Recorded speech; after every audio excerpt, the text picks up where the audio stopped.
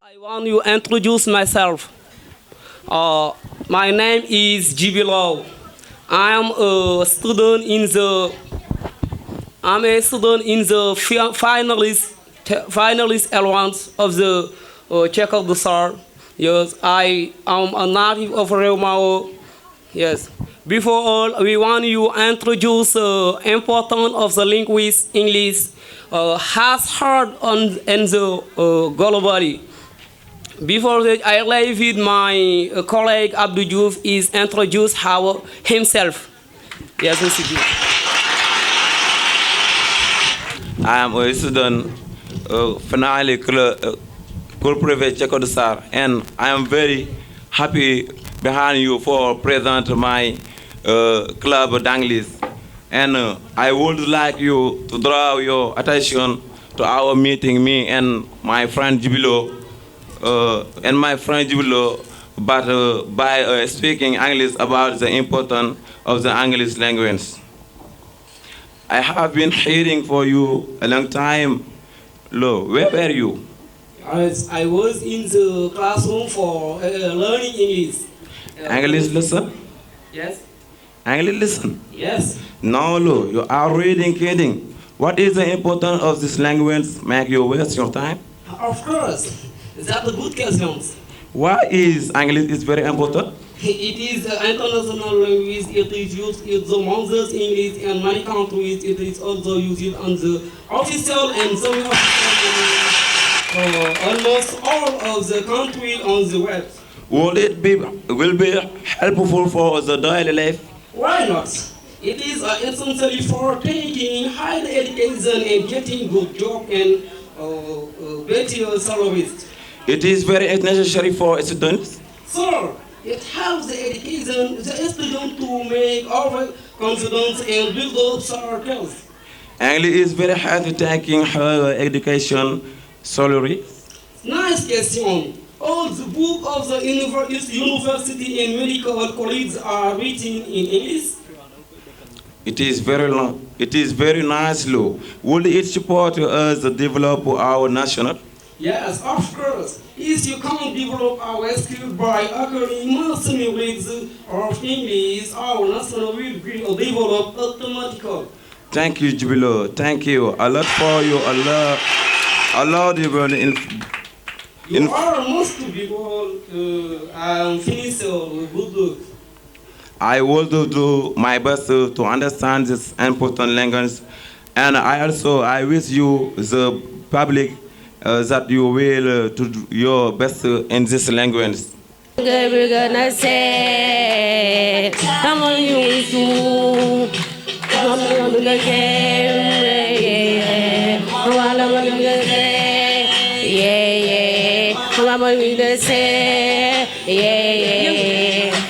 Welcome, welcome in our scene, in our scene. Welcome, welcome. No, say, we're gonna say, you want to, nowadays, you know it's even doing to us, what you have, and let us, so you, how we love you, we know me, but I let go. People realize you are not important, but in my mind will not find someone like you. But never mind will not find someone like you. Together, I want to walk. Together, let's become free. So Alina, together,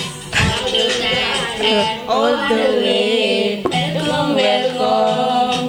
In our easy, yeah. Welcome, welcome. Today we gonna say, where are you? Mama, what name is that? Yeah. What name is that? Yeah. Welcome. In our easy, yeah. Welcome. We gonna say. You are our head and our beginning. God will give you all of us. And you are all of you. Yes, all of you.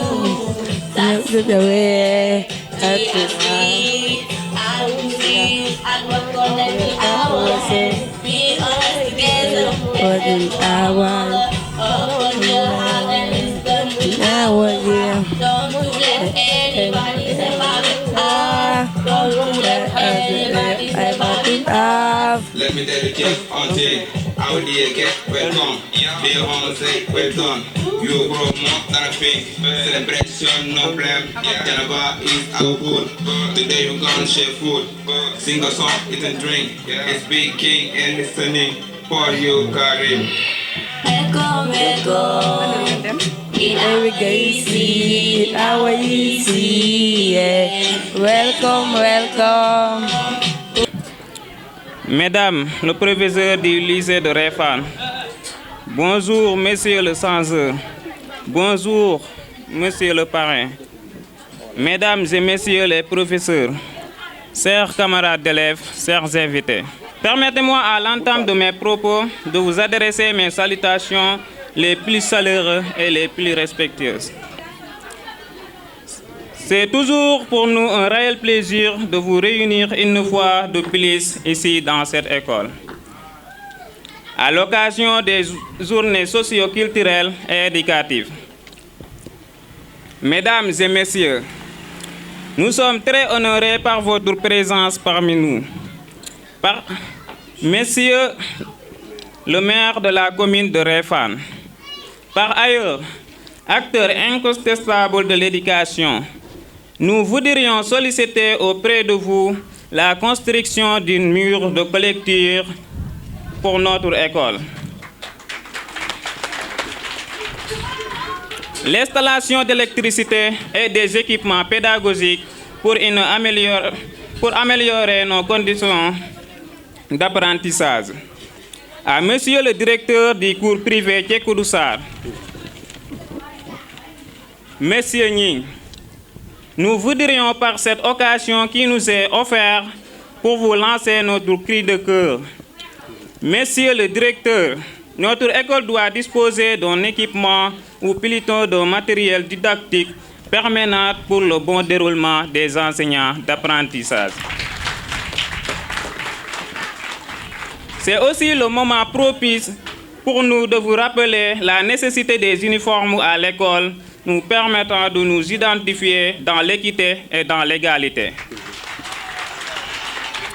Nous envisageons prochainement un reboisement de l'école, bien entendu, avec votre collaboration. À nos très chers professeurs, nos encadreurs par excellence, nous vous remercions du fond du cœur pour vos efforts substantiels en vue de notre réussite. Chers camarades d'élèves, permettez de vous rappeler que nous sommes les acteurs principaux de l'histoire de notre établissement pour la première génération du baccalauréat que nous sommes. Donc, il me paraît important de vous de nous réunir autour de l'essentiel pour qu'au soir de la proclamation des résultats du bac, que notre école puisse s'illustrer. Aujourd'hui, c'est la fête, mais demain, nous reprenons toutes les choses sérieuses. Mesdames et messieurs, merci de votre attention, que la fête soit belle. Donc, je vais juste parler au nom de l'administration, comme il l'a si bien dit, au nom des acteurs, au nom de ceux qui ont eu l'initiative et l'idée de créer cette école. Bon, je ne vais pas revenir sur l'historique, mais avant cela, je voudrais quand même saluer l'assistance. Et je vais commencer d'abord par le parrain, M. Gomis. Et je le remercie au passage d'avoir bien voulu accepter la demande ou la requête des élèves. Vraiment, au nom de tous les membres, les actionnaires de cet établissement, nous vous remercions. Je vais revenir sur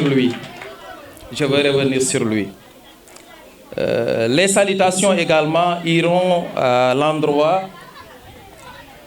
des collègues professeurs.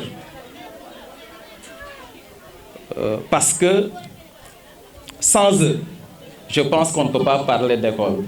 Donc je pense que si je n'ai pas oublié quelqu'un, c'était les salutations que je voudrais formuler. Mais également peut-être remercier les élèves, nos élèves, pour vraiment les efforts déployés. Parce que ce n'est pas simple d'organiser une fête. Ce n'est pas du tout simple. Mais malgré les difficultés, vous avez pu quand même réussir, n'est-ce pas, le pari de l'organisation. Donc nous vous remercions au nom de l'administration. Avant de continuer, je voudrais dire chapeau spécial à M. Ning, le déclarant responsable. L'infatigable, je dis. Et malgré son âge, moi parfois j'ai pitié de lui.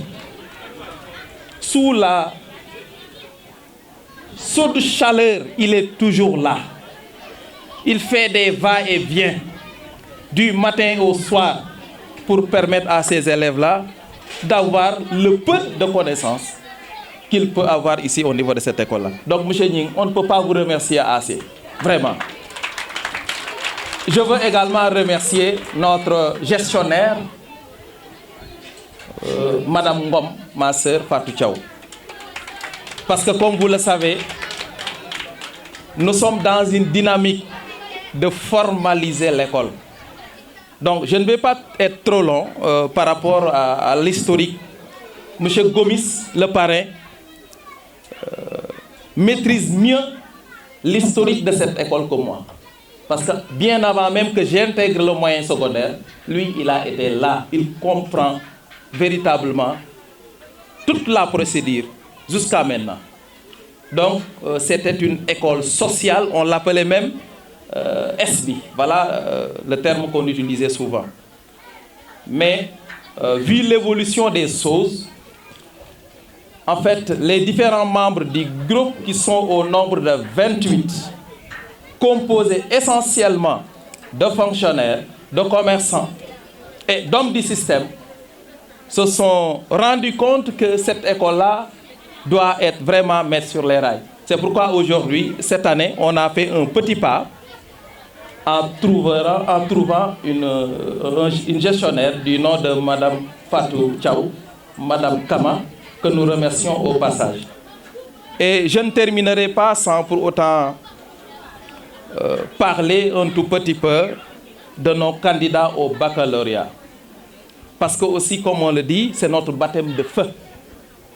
c'est notre première génération.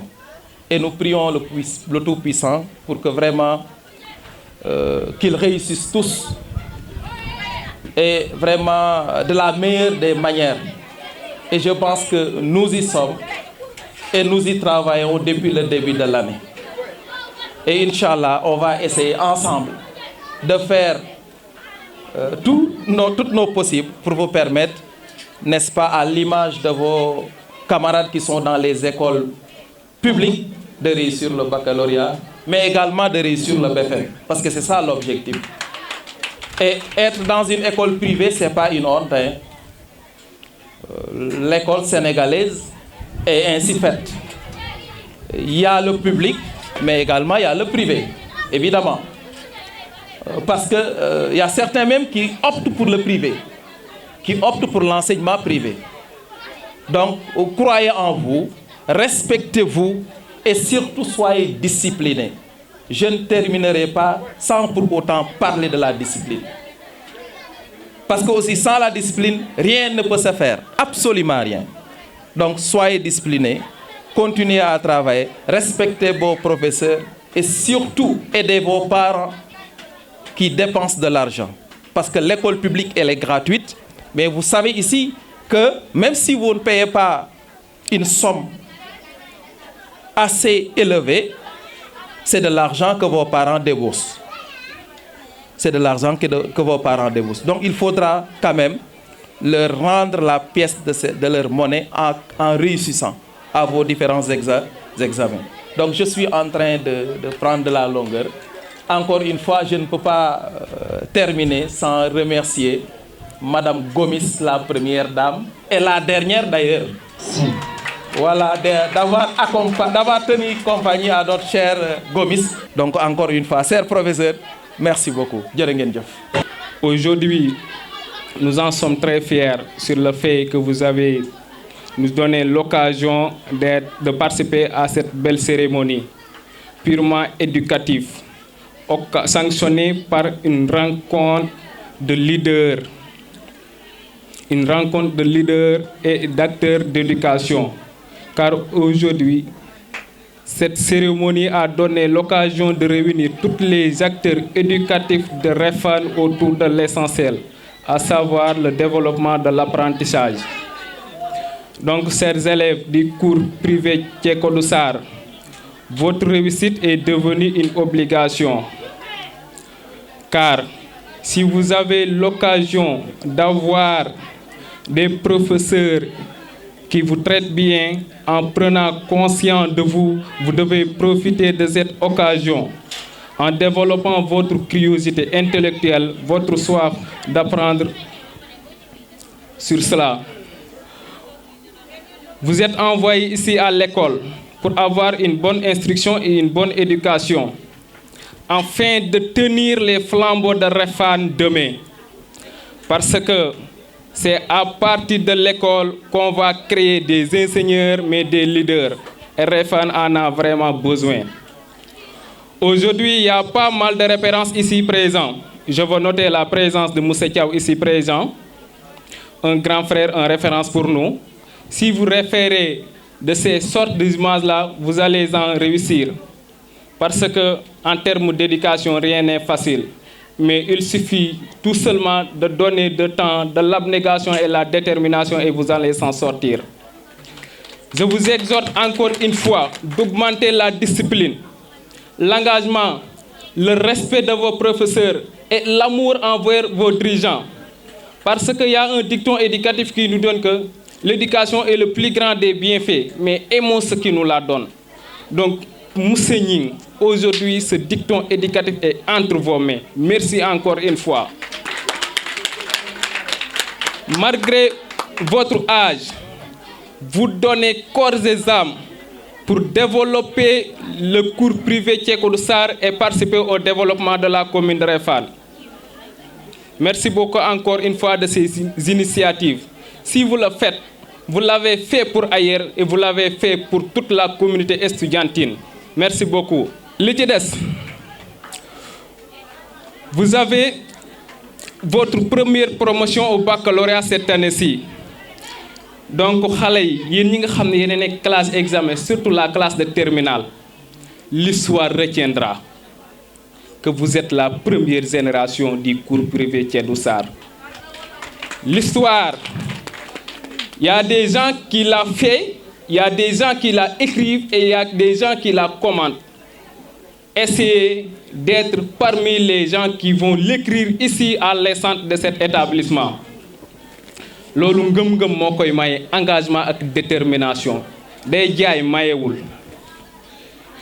yom na yombul yom na ci kaw boo gëmee xam ki nga doon tey da ngeen a ñëw di fay seen xaalis ngir sàkku xam-xam kon loolu de vous devez être conscient de cela moo tax waroo leen ko caaxaane. Vous êtes à quelques mois du baccalauréat mais sachez que rien n'est encore perdu mais rien n'est encore gagné. Il s'agit tout seulement de l'abnégation et la détermination, l'amour du travail et vous en sortirez. Et je vais terminer par remercier Moussa Thiaw. Vous êtes une référence pour nous. Vraiment. Parce que vous êtes toujours aux activités de Refane en ce qui concerne le développement. Et nous aussi, en tant qu'étudiants, nous sommes que sur cette voie-là. Donc, merci beaucoup, encore une fois. Merci beaucoup à l'ensemble des élèves du cours privé Thiédou Sarr, à l'occurrence les créateurs ou les membres fondateurs de cette cérémonie, le gouvernement scolaire. Monsieur le Président, vous avez aujourd'hui l'audace de porter les flambeaux du cours privé Thiédou Sarr. Mais sachez que ce n'est que le début du commencement. Demain, Refane a besoin de vous pour que vous porterez les mêmes flambeaux afin de défendre ses intérêts. Raison pour laquelle on vous a envoyé à l'école. Raison pour laquelle vous êtes très conscient de cela. Donc il faut continuer sur cette lancée. Ne baissez jamais les bras. La route paraît être difficile, mais ça va aller. Encore une fois, merci beaucoup à toutes les élèves du lycée Thiédou Sarr, Aliou Diouf, président de l'AER, amicale des élèves étudiants de la commune de Refane. Chers élèves, honorables invités, le club de français, par ma modeste voix, vous souhaite la bienvenue sur cette terre de rencontre, de partage et d'échange de savoir et de savoir-faire. Comme pour cette manifestation de ce genre, le club a prévu quelques activités. D'abord, il y aura un récital de poèmes par quelques élèves, suivi d'une interprétation de textes extraits de Seydou Badian sous forme de dialogue entre le père Bemfa, Maman Téné et leur fille Kani. Ensuite, un sketch sous forme de dialogue dont le thème va porter sur la perte de nos repères socio-culturels. Et pour terminer en beauté, comme on le dit souvent, une chanson de Maître Jim et de Dourata sera interprétée par deux élèves. Le micro est à vous, chers élèves, les poèmes. Honorables invités, chers professeurs, avant de passer à l'essentiel, laissez-moi commencer par le commencement, qui est la présentation. Je m'appelle Kodou Diop, élève en classe de 3e au sein de cet établissement. Je vais vous réciter un poème dédié uniquement aux femmes. À toutes les femmes du monde, à toutes les femmes qui fondent, adorables femmes d'Afrique, vous femmes qui fabriquent, adorables femmes du Sénégal, vous sans égal, sans vous pas de bonheur, sans vous sans fleurs. Vous êtes nos ondes, vous êtes nos ventes, qui vous aime et roi, qui vous est roi. En ce jour, seul pour vous, faites vos préférences sur vous. Alors, à travers ma mère, j'ouvre grandement mon cœur comme l'étendue de la mer pour satisfaire vos préférences. Sans la satisfaction de vos désirs, le monde vivra la carence. Ce poème m'a permis de rendre un vivant hommage aux femmes personnes de l'humanité, parce que rendre hommage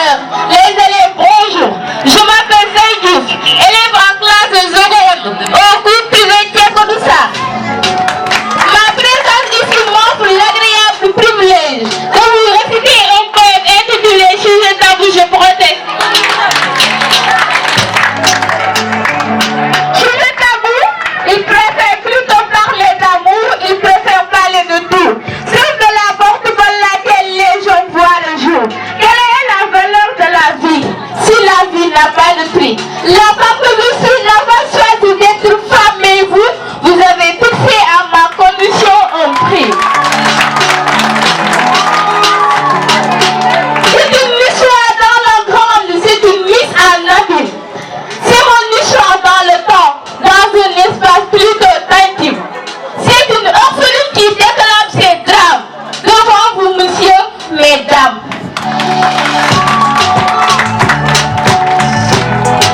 C'est une mère qui grille dans ce slam. Je suis une fille, une épouse, une sœur, une mère, mais surtout, je suis une femme. 8e merveille, on me proclame. Une vie que les condamne, affaire de dame.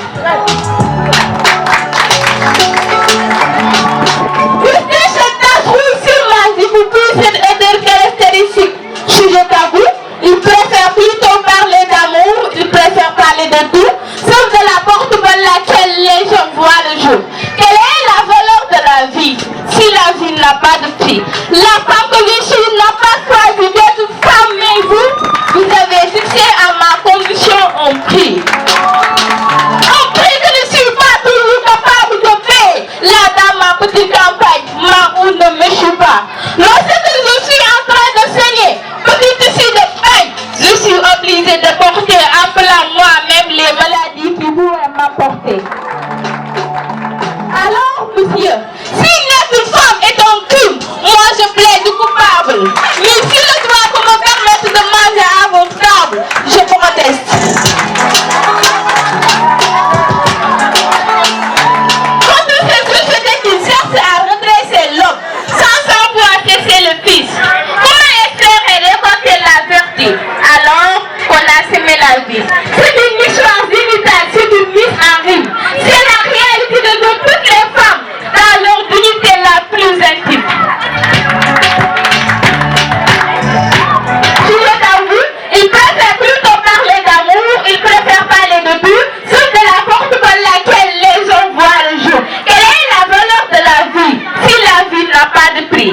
La femme que je suis n'a pas choisi d'être femme, mais vous avez fixé à ma condition un prix. Et alors, je proteste.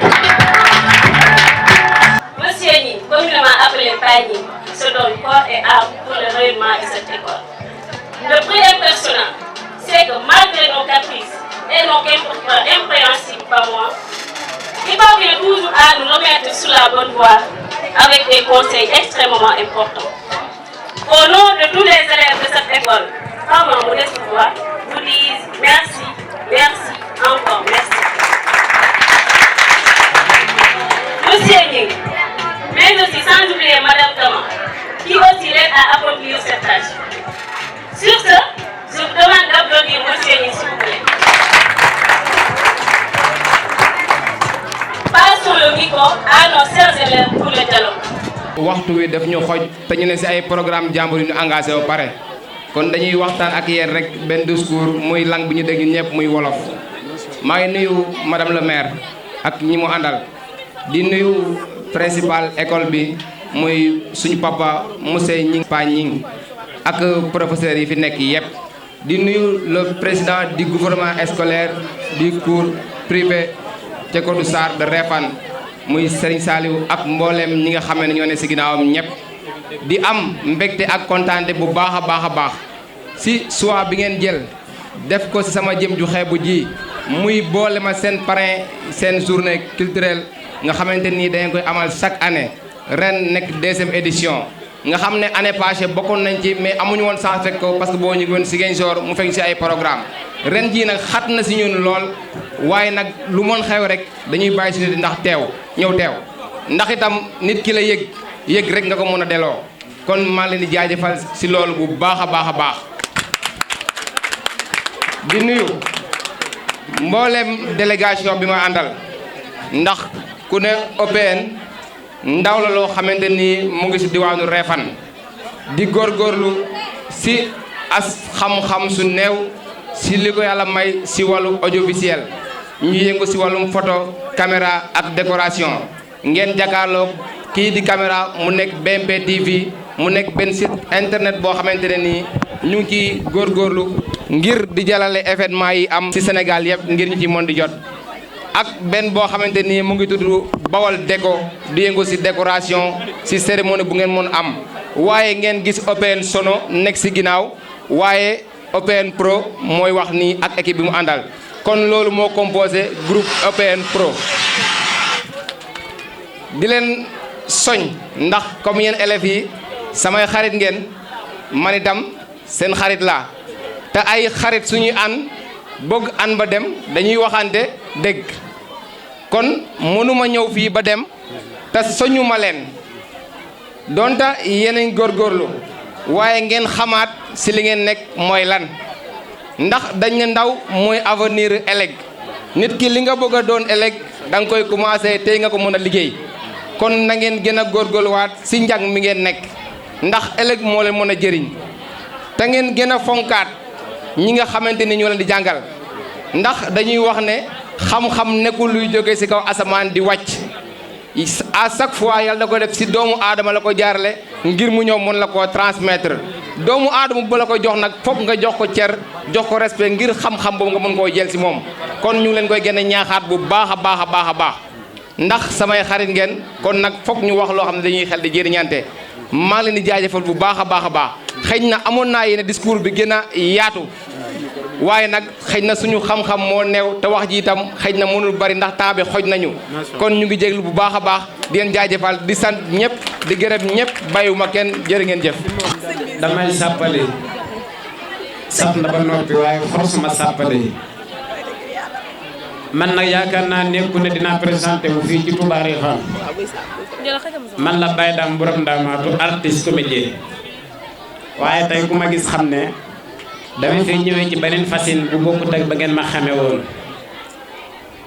ma ànd ak ki nga xam ne tey moom moo di alaaj promotionnel mu ànd ak waa Bawal Déco ak waa Bawal Média Production ku gis ni ñu taxawee ak ni ñu yanjee xam ne alaaji bis bi fonk na ko lool bokk na ci bis yi gën a fonk ndax nee naa la ñi nga xam ne dañoo woote seen bis tudde la ci boole la ci ñi nga xam ne ñoom lañ fa woore yaakaar naa ak cër la waaye nag duñ ne bu dee ndax ku ne Touba Refane rek bu fexee sa diggante ak yàlla sa xel day daa dem ci alaaj borom Paro National ci ay photo yu rafet duñ ko yóbbu leen yóbbu si école ba seeni parents mënuñu leen a jàngal moo tax yóbbu leen ci école ba kon nag lii yoon mooy bu ngeen ñëwee ci école bi ngeen jox cër ñi leen di jàngal te respecté leen te xam ne moom mooy seen devoir léegi ñi ngi sant ñëpp di gërëm ñëpp kàddu bu mujj gi nag mooy élage mi dama bëgg waa Refane ngeen teg ko loxo ngir sëñ Touba ndeyam dundatu te yow sa ndey ngi dund bul tëkkalee ci boppam ndey dégg nga li ma la wax waaye yaay ndey wax na ma ko waaye yow yaay wax ju ñaajooñ nan nga ko mën a waxee yow yaay dangay xool ne fii àdduna la te àdduna lépp lu metti lu neex lay mujjee waaye lu nar a neex du gaaw suñ borom bind na lépp fii ku fi am yàlla la may ku fi ñàkk yàlla la ko teg yaakaar nañ ci nit mu yaakaar boppam te tekkiwul di nga luf mii nga yaakaar tey ëllëg mën naa bañ a tekki te nday ak li jaar tekki yow ko ne saa yi mu xëyee rek nga may gën a jaxase réew mi man nee naa la sa seytaane yi na mu ci génne dëgg nga li ma la wax yaay seytaane ma de nit moom dina jur doomam moom du ko jël seytaane nga torop yow waa baax na salaamaaleykum maaleykum salaam ana Rijal Rijal waaw Rijal la mi ngi woon foofu léegi soriwul waaye gone gi doom foo dëkk man si koñ bi laa dëkk ah yow de jekk nga taaru masha Allah kuy sa yaay di man meen jole mi si koñ bi waaw ah yow sa yaay ku baax la sa yaay ku baax la vraiment waa Rijal de fii la nekkoon léegi soriwul kon xam naa da ngay dugg noonu rek nga xool ko ça va Lima waaw maa ngi si jàmm bu baax waaw maa ngi jàmm maa ngi sant yàlla bu baax a baax ndey nag daa jàngi waaw daa jàngi léegi waaw mi ngi si jàmm bu baax ça va am nga jàmm dox ngaw naaj de ah wax nga dëgg waaw ah waa gis nga de gaala bi de mooy loolu nag mais yàlla baax na parce que benn mag daana ma wax ne ñu koy wax Moussa Kunta mi ngi ma yoroon bi may jàngee Refane mu ne ma Rijal ma ne ko naam mu ne ma nattu ak wërsëg du lu jaam di sabab yàqub yàlla la ku ko neex la koy sotti sa ndab te doo ko foogee ba di ko xalab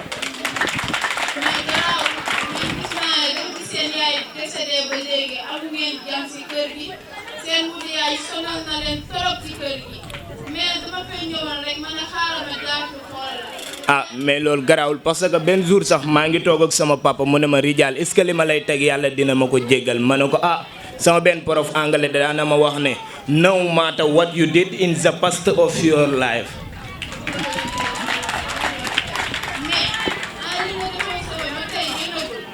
ah non déposé bi nag ba tey amaguma ci benn nouvelle mais yàlla baax na saa yu jotee rek dina génn. waa baax na waa kontaan na si yow trop.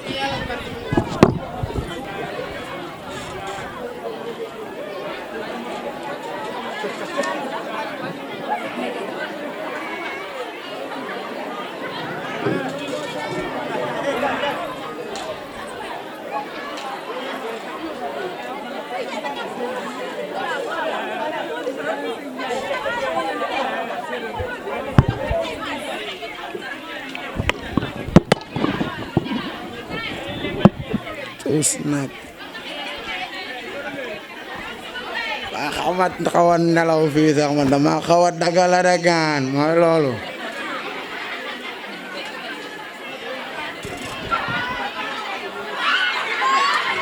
ayendo ndox sedd am bés jàpp waay lépp jaama naka tey gaan naka job bi nag muy dox lu tax job bi doxul yow fii ngay saldel job bi bos ñëw fii di ndelu gaan mooy loolu côté bi ma demoon boori dañ fay job waaw mooy loolu sagadul dul xalaat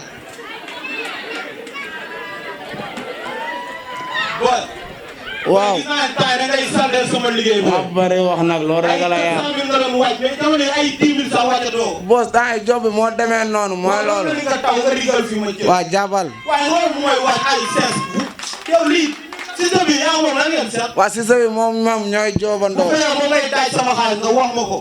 jamono yi bu fekkee cooy ngay jaay bu cooy wàccee yow lay kepp. ma la wax mooy foog. affaire rek moo ni jarul jaay rek affaire rek tarkindaa lan lay indil kese toj sa mbaari mu naan tasar a doo xoole yow. salaamaaleykum soxna si. maaleykum salaam. si loolu léegi yaa ngi si jàmm. ça va maa ngi si jàmm. sant yàlla. yow koñ bi nga dëkk. waa ci laa dëkk. dafa am ñaari garant yu ma doon laajte fii quoi Goris ak Loul. kon de ñooñu xamuma leen. waaw soxna si jaaf si rek boo si xamee nga dimbale ma ci quoi jaaf si rek. su ma leen xamoon woon leen ko. soxna si jàppale ma rek sonn naa trop boobu ba léegi maa ngi leen di wër fii quoi. bilaay xawma leen. ah man mi xëy sa suba ba tey di jaay mënuma am 10 000 jékkee-jékki ñu jox ma 50 000 lii neex na ganaayee baal ma. Gana gis nga de dëkk bi dafa wóorul te mooy loolu mais soo jàddee nii fi la ñuy jëtaaye te nag bu ma ci siiw. waaw ok waaw. merci.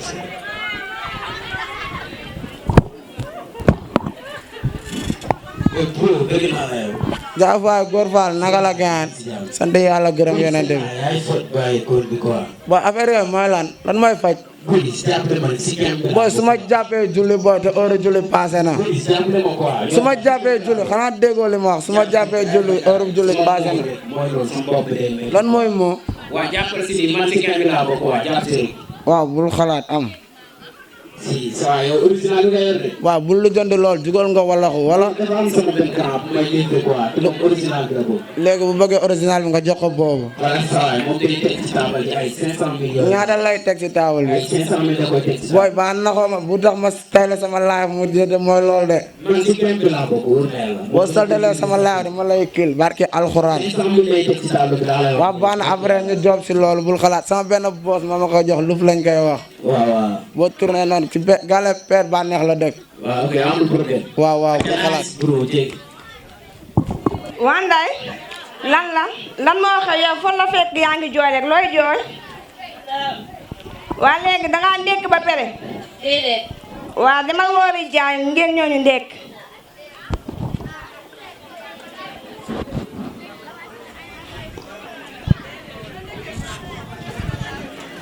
yu jaar kaay ndékki.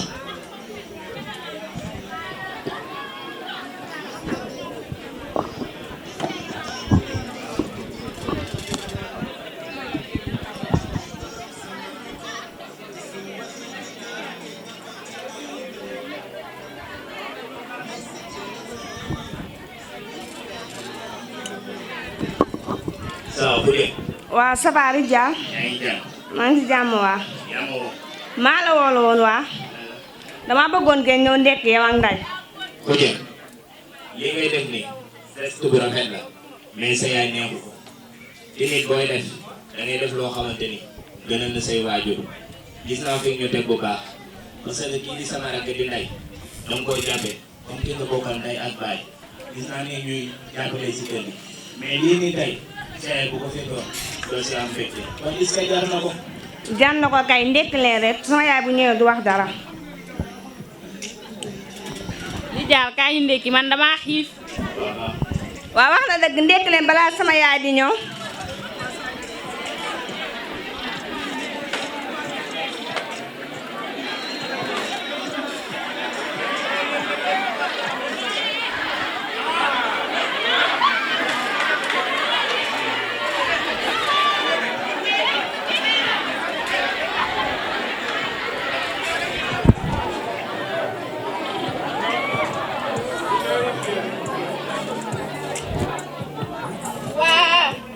damaa gis fii ndekki sama kër gi.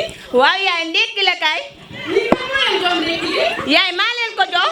ay xujo bàyyi seytaane fi lay doon yaa ngi jël ñi kat maa leen jox ndekki li xaaral ma pël. yaay seytaane ma de dañoo war a ndekki di ndekki. yow nee naa la ñii waruñu fee ndekkee ndax ku amul ndey du ndekki si kër gi. yaay lan moo tax du ndekki te ñoom ak man ñu bokk benn deret si kër gi.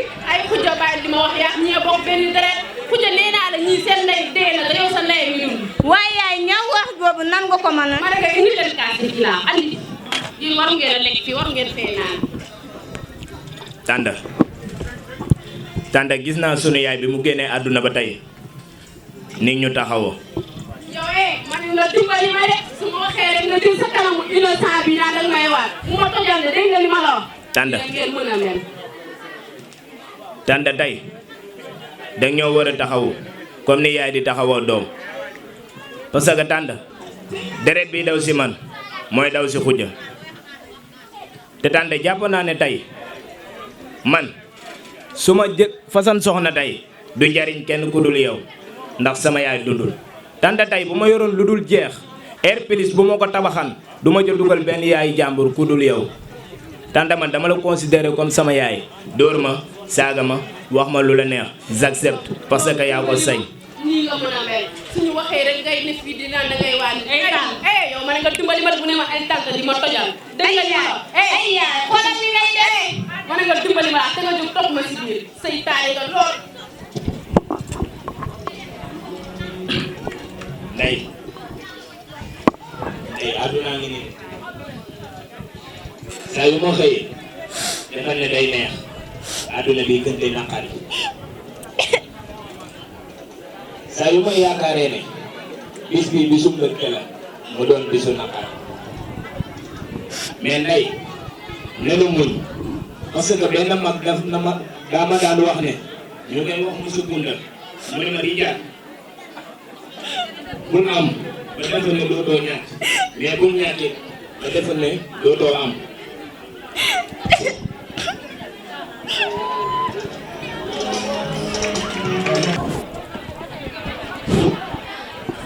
àdduna bi ak a metti saa yoo xëyee da ngay nekk seen naqar rek lii kañ lay jeex li ma ça va yaa ngi jàmm dox ngaw naa jàmm ba jàmm la waaw dafa am na loo xëy na ni dafa nekk sama xol nekk sama xel te xaw ma nan laa la koy waxee. lu nekk sa xol ak lu ne sa xel xaw ma noo ma koy waxee. waaw loolu xanaa du jàmm. li daal jàmm la kay. waxal ma dégg. su ma la ko waxee sax doo ma ko bañal. waa jàpp naa ne nag amul looy bëgg si man ma bañal la ko parce que man ak yow démb la tey soog di dikk. li daal. waaw soo xam nga ne man dama laa nopp. non. waaw. non. arrête. li daal. waaw.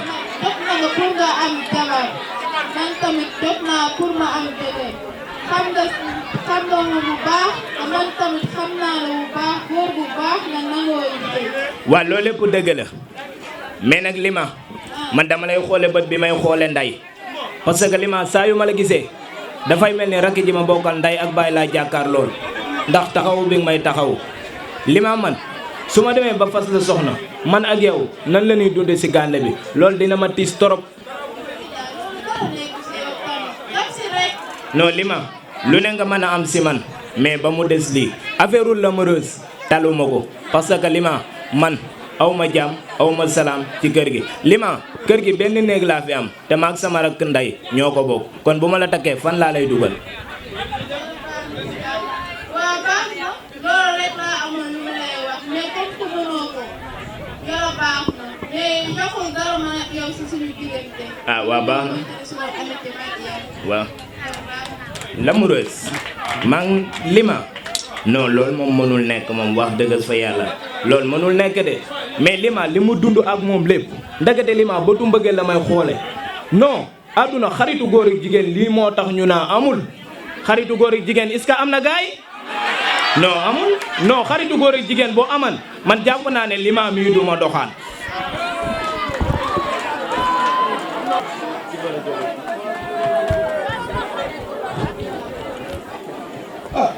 waaw dëkk bi tàng na de. waaye kenn mën da jaar si yoore ndax xeex bi Ousmane Sonko guddi Ousmane Sonko bëccëg lii kenn xamu ko ah. waaw. waaw ñun Macky Sall lañ faral de ñun Macky Sall la fi ne keneen new fi Macky Sall la fi ne ah. ah waaw baax na. ah baax na kay. ah waaw yàlla baax na ñi ngi suturlawoo ñi ngi am lu ñuy suturlawoo daal. maaleykum salaam. waa yow foo demati woon foo demoon dama kenn ñoom Lima laa dem. kenn ñoom Lima. waa Ndeye looy dox ba heure bi yéen. gis nga de nijaay. waa fi nekkee taxawaalu bu dégg. waa Ndeye mi damay bëgg a fonto waaye Ndeye mi téema koo taal fu bon. day taxawaalu bu dégg du yendal di fanaan. waa Ndeye da ngay dox ba heure yow. nii la mel. waaye Ndeye mi tey ma ko kii tey ma ko ñuus Ndeye mi yéen papa papa ni ngay taxaw ci kër gi papa li metti na papa suñu yaay dina papa amul leen loolu taxaw loolu la ñu doon papa jàpp naa ne tey Ndeye war nga taxaw ko du ne nurul nii papa Ndeye lan la def ba nga war koo doon papa Ndeye war na dem kër ñoom Lima parce que Lima sama xarit la Lima doonatul sama xarit sama rakk la. yow dimbali ma yow nii rek nga mën a mel man baal di laay doom yéen a mën la jël yéen seytaane ngeen bu ngeen dikkee bu ñu waxee rek ngeen ñuy jaxaseeg dëkk bi ne tërësali kanam kii moom daa jooy jooy ba da seetul ndoxu bët dee leen jooy rek bu leen ñu jooy de dimbali leen ñu ñun. Tanda noonu nga ko waroon taxawoo ba mu des Tanda xanaa yërëmoo na. dimbali ma de. Tanda xanaa juróo ay doom. lan laay yërëm ci yow lan laay yërëm ci yow te booy wax ak man nga sëg bul ma xoolati damaa ragal sa kanam gi. Tanda bët bi may xoole sama yaay bët boobu laa lay xoole Tanda yërëm ñu Tanda sonn nan dem ba sunu yaay génne àdduna ba tey kër gi amuñu ci bànneex kañ la ñuy dund bànneex Tanda dootu ngeen ko dund tànk yeneen ci kër gi ma ne fi dootu ngeen dund bànneex xanaa ngeen abal ma ca biti rek bu boobaa ngeen dund bànneex waaye fii du ngeen ko fi dundee de. Tanda xanaa xamoo ni fii du kër gi sama turu yaay moo fi nekk. booba nga réere mbir sa yaay dee na mu nga ca bàmmeel ba fii amatu fi dara.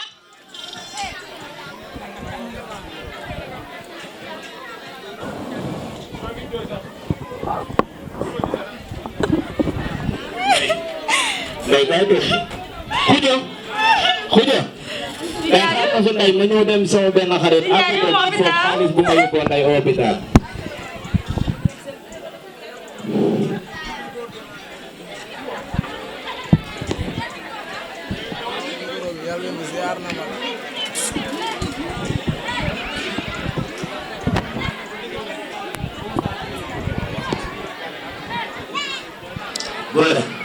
jaaw waay rijal lépp jaama sant yàlla kay maa ngi si jaam waaw sant koy bu wér problème lan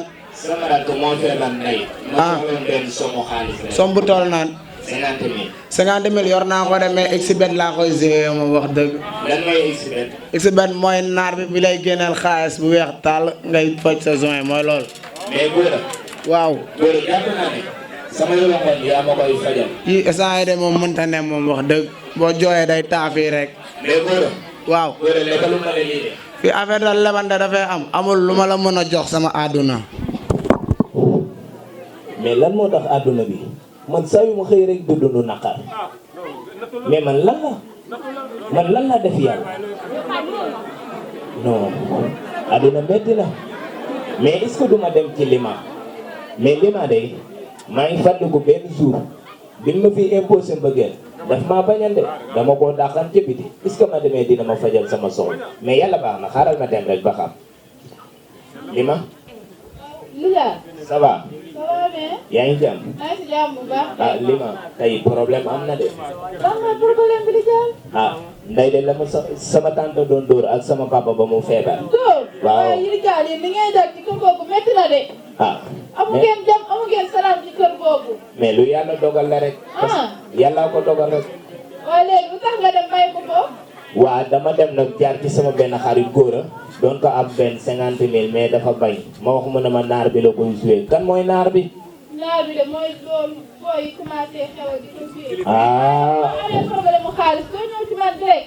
mais lima bul fàtte ne bërki démb dama laa toroxalan parce que dafa am loo ma imposé woon ma bañal la ko kon jàpp naa ne tey su ma ñëwee bëgg si yow dara est-ce que di nga ma ko nangul non di daal loolu suñu amee man ak yow moom jiite loolu.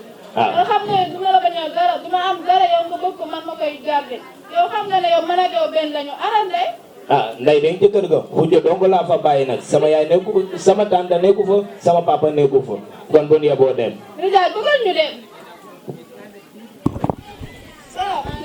maaleykum salaam. waa Ndeye.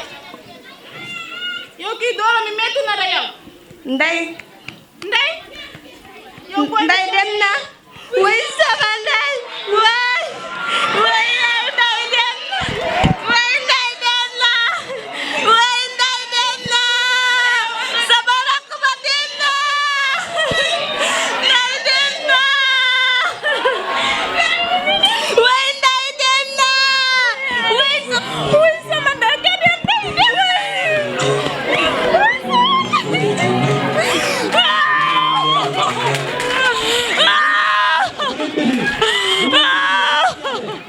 Khoudia Khoudia li ngeen di def amul sens Khoudia jàpp leen si bu leen Ndeye dem na. sama rakk bi ma gënoon bëgg dem na. lima Khoudia bu leen def nii lii metti na waay. lii lépp sama papa la ak sama yaay. ñoo jàpp Ndeye di ko def lu metti si kër gi.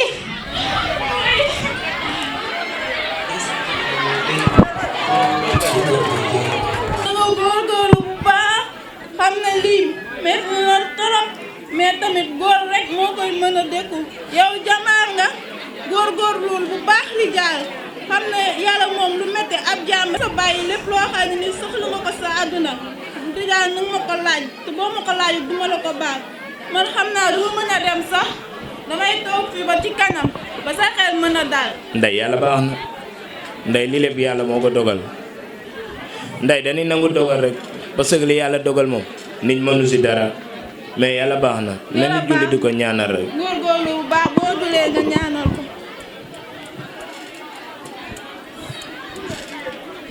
ah xale yi yéen a ngi toog ah ndogu lu yàlla dogal ne moom xam naa ne ab jaam mënu ci dara. yow papa noppil amoo lenn loo wax yaay sama yaay lii lépp yéene ko teg Ndeye yéene ko jàpp si kër gi ba bu seen ngeen koy naqar du nga def lu metti ak lu bon xam ngeen ne loolu neexul si xol man mii di seen doon su ma génnoon lu may def noonu loolu du leen neex. yow man nga dimbali wala la du li ngay wax ak sa seytaane gi. seytaane ma fenn. yow la wax ñu ñoo rey Ndeye. rey leen ko de waaye lu metti li ngeen ko doon teg si kër gi mel na ni yéene ko rey. yow dimbali ñu fii ku dee yàlla la rey kenn mënu fee rey kenn. ku dee yàlla la rey waaye yéen lan ngeen si. Ndeye tonam moo tax mu dee fekk. Khoudia ñii say waajur lan waajur da nga leen di jox cër da nga leen di respecté parce que nit amul lu dul waajuram man tey sama papa pa neex mais bu doon màndi bay lat-lati dama koy dem jëndal biteel jox ko ndax mooy liy dab bànneexam kon xuja sa yaay ji ak sa papa ji respecté leen pour man nag amut garaaw cër bi ma war ak ñoom dinaa ko def jox leen cër bi nga leen war a jox parce que tey am na foo doon toll sa yaay bu la xoojal doo egg si fii sa papa moo la toppatoo ba nga egg si fii kon jox leen cër waajur du moroom de lu leer laa lay wax. loolu moom dëgg la moom waajur du moroom. waa salaamaaleykum lii nag lan fi jote na joué wax dëgg fa yàlla benn scénario la boo xamante ni man Kader maa ko bindan ci 2021 bi ma koy bind maa ngi pare woon pour def ko série parce que benn jour maa ngi ciy waxtaan ak Nday Seen bi nekk Bawol Média ne ko dama fi bëgg a def benn série boo xamante ni pour ñu waxtaan ak El Hadj Faye bu demee foofu def ko série te it wax dëgg fa yàlla ñun artistes yi Bawol soxla nañ ko nu jàppale parce que mën naa ne talent yi ñu ngi fi waaw ngeen jàpp si rek parce que talent yi mi ngi fi am nañ talent xam nañ ni ñu koy joué mais jàppale bi rek moo fi des maa ngi jéggalu nag ci temps bi nu jël. mbokk yi en commençant par Madame le maire et sa délégation, l'administration de l'école Tchéko Sarr, à la tête, comme on a l'habitude de le dire, Pa Nying, communément appelé, aux professeurs qui constituent le corps professoral, à la gestionnaire, aux parents, aux élèves, à tous les invités. C'est une immense émotion qui m'habite, me transcende, mais je suis obligé de discourir parce que je porte le message d'un grand homme. Il s'agit du parrain, Monsieur Gomis. En compagnie de sa femme, Madame Gomis.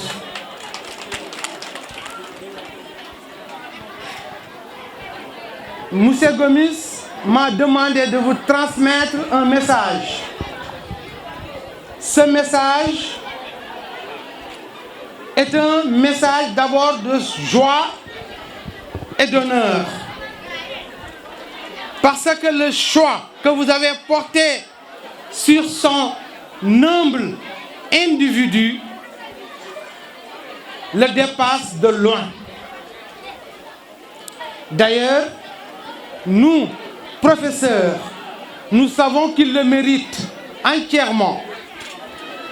Vu sa carrière ici à Réfane, à un moment, je me dis que si tel événement est parrainé à M. Gomis, c'est parce que si j'ose imaginer que si c'était un bébé, il allait porter le nom. Mais ce ne serait pas une surprise. Parce que ici même, M. Gomis a d'abord un homonyme.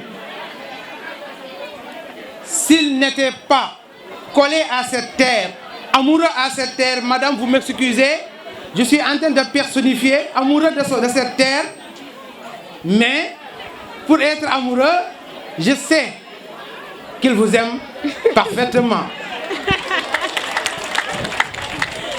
C'est pourquoi d'ailleurs dans ses illusions, pour se faire des illusions, il a l'habitude de dire « cherchez-moi une deuxième ». Mais ça c'est pour tromper les gens. Nous savons qu'il t'aime énormément. Vous aussi, vous lui rendez, n'est-ce pas, cet amour, j'en sais quelque chose. C'était une parenthèse pour revenir à notre sujet. Monsieur Gomis remercie les professeurs. Il m'a dit, il faut remercier les professeurs qui l'ont soutenu financièrement pour que cette fête soit belle. Monsieur Gomis, tous les messages que vous m'avez envoyés. Je n'ai pas les moyens et les forces. Mais vous savez, les populations de Réfane savent, les élèves savent, monsieur le maire et madame le maire savent que vous êtes confondus à jamais avec la terre de Réfane. Et c'est ça qui est l'essentiel. Président, rappelez-moi votre association. Voilà, en tout cas l'association des étudiants. Je vous ai côtoyé pendant, ça fait plus de 3 ans. Je vois le travail que vous menez pour Réfane. Et quand je parle de Réfane, nous parlons de Réfane en tant que commune. Ce travail inlassable, nous avons constaté et nous vous encourageons à continuer ainsi. Vous êtes parfaitement un très bon dirigeant. Merci de votre courage. Ceci étant, on ne peut pas tout dire. Bref, nous ne faisons que prier. Peut-être rappeler aux élèves par rapport à votre prestation. La prestation doit être une lumière pour que vous sachiez que vous êtes capable de tout. Vous, enfants, vous êtes plus intelligents que nous. Parce que vous avez une intelligence qui grandit. Une telle intelligence doit être fortifiée. Mettez-vous au travail, vous avez les capacités. Le roman « Sous l'orage » que vous venez de répéter ici montre que vous avez les capacités de nous dépasser, nous qui vous enseignons même. Soyez encore plus courageux que vous l'êtes. Merci de votre attention. En tout cas, M. Gomis et Mme Gomis vous remercient profondément. Je suis là aujourd'hui, très honoré, avec un grand plaisir de porter le message du maire Dr Djibril Thiaw, MPC aujourd'hui. C'est une fierté pour moi d'être là parmi vous en tant qu'adjoint au maire, accompagné de la première adjointe, Mme Fanta Konaté, et quelques conseillers que je peux nommer Djibril Thiaw, professeur au lycée de Réfane. Le message de monsieur le maire Dr Djibril Thiaw. Avant le message, je reconnais dans l'Assemblée le président de l'AER que j'ai rencontré tout à l'heure à Rimao, qui ne cesse d'être à côté de ses petits au moment opportun. Merci, monsieur le président et votre délégation. Chers professeurs, chers principal, c'est un honneur de représenter le maire dans ces activités du foyer socio-éducatif du cours privé Tchekodou Sarr.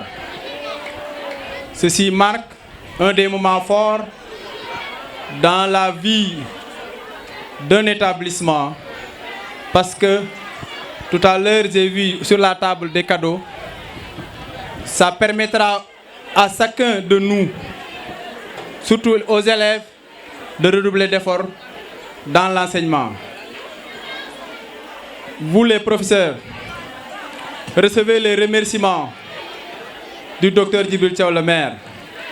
Il vous remercie infiniment de votre travail, de votre engagement, de votre dévouement ici dans la commune de Réfane. Malgré les difficultés que vous franchissez, vous accomplissez un énorme travail que nous le savons très bien à travers les résultats que vous avez durant les examens, durant les différents examens, à savoir le BFM et le bac. Vous en avez remercié largement. Chers élèves, il faudra savoir que vous êtes là aujourd'hui en tant qu'élève, mais vous serez demain des cadres, si vous en croyez. Seul le travail paye. Seul le travail paye. Et rien n'est impossible. Il suffit de s'armer, de dévouement, d'engagement, de patience pour réussir dans la vie. Et à travers ce que j'ai vu tout à l'heure, les différents sketchs que vous avez déroulés, je pense qu'il n'est pas question même, je dirais, on ne peut pas vous donner des leçons de morale parce que vous vous êtes donné vous-même. Parce qu'à travers les sketchs, nous, en tant que votre grand, votre oncle, nous avons bien appris. Nous avons beaucoup appris aussi. Et si vous suivez les messages que vous nous avez livrés tout à l'heure, je crois que demain vous serez nos futurs cadres. Et Réfane compte sur vous. La commune de Réfane compte sur vous. Toute la population, vos parents, le maire, les professeurs comptent sur vous. Donc, vous devez tout faire pour ne pas nous déshonorer. Maintenant, ceci c'était un message pas très long du docteur Djibril Thiaw. Mais permettez-moi un peu de donner quelques mots en wolof à l'endroit du corps professoral et des élèves. Donc, yéen professeurs yi, yéen Pa Gningue comme on l'appelle, vraiment content nañ bu baax ci seen liggéey parce que nekkuñoo ak yéen toujours mais li ngeen di liggéey ñu ngi koy dégg seen bëgg-bëgg ci élèves yi seen bëgg-bëgg ci Réfane seen bëgg-bëgg ci nga xam ne njàngale mi leen fi indi ni ngeen koy doxalee rafet na trop kon maire mi ngi leen di gërëm baax di leen sant bu baax di leen encourager ci loolu. di xam ne aussi mi ngi nekk toujours ak yéen ci lépp loo xamante ni mën na ko de son côté pour mu jàppale leen ci dina ko def. yéen élèves yi élève moom bu tolloo fii jàngam day jafe lan moo tax muy jafe parce que du xam suba lan mooy xew mais nag jàpp leen ne yéen yéen suñu yaakaar yéen la Réfane di compter demain yéen la seeni parents di compter demain bu ngeen defee le maximum yaakaar naa Réfane du des ginnaaw parce que am ngeen nag héritage bu baax. parce que ku ci ne ci Réfane boo duggee seen kër rek mën ngaa jàpp ci koo xamante ni mën naa nekk référence ci yow mooy ci fànn bu nekk surtout dans le domaine que vous êtes dans l'éducation vous avez à Réfane des élèves vous avez à Réfane des professeurs des enseignants des docteurs partout vous avez le modèle donc suivez vos grands suivez vos parents pour que suba ngeen relever défi bi am nañ yaakaar bu baax a baax di exhorter tout le monde parents d'élèves comme ñëpp ñi nga xam ne ñoo fi nekk ñu jàppale xale yi jàppale école bi nga xam ne ñun suñu bopp lañu jàppale lépp lu ci waay def daal suñu bopp la jàppale baax a baax kon yàlla nu yàlla may feetu jàmm yàlla may nu ñu fekke waat ay année yu bare ca bu gën ñëw bu gën a neex merci beaucoup